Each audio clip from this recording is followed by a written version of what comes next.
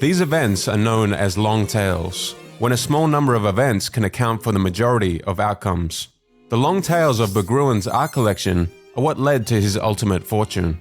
The story of Berggruen teaches us a valuable lesson about investing, and this long tail concept also applies to many aspects of business and investing.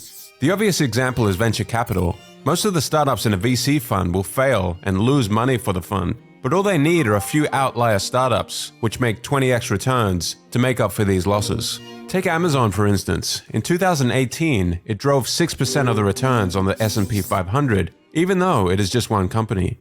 And if we look inside Amazon, its growth was largely driven by two tail events, Amazon Prime and Amazon Web Services. These two products alone more than made up for all of Amazon's less successful experiments, such as the Fire Phone or travel agencies. After the disastrous release of the Amazon Fire Phone, rather than apologizing to shareholders, Jeff Bezos said, "If you think that's a big failure, we're working on much bigger failures right now. I'm not kidding. Some of these are going to make the Fire Phone look like a tiny little blip." Bezos understands that it's okay to make mistakes and fail with most products if the process creates the 1% of tail event products that drive everything. Tail events are mostly unintuitive and hidden from us because we only see the finished products and not all the failures along the way that led to that finished product.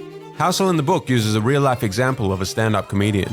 When you're watching the Netflix special, you're probably saying to yourself, wow, this comedian is amazing and hilarious. But what you aren't seeing are all the trial and error failed jokes that the comedian tried out in small clubs all around the country before doing the special. The Netflix special is the 1% compendium of all the tail event jokes that actually made people laugh. 99% of the jokes along the way were probably just okay.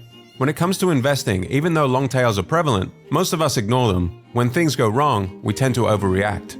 As soon as you accept that tails drive everything in business, investing, and finance, you realize lots of things may go wrong, fail, or fall apart.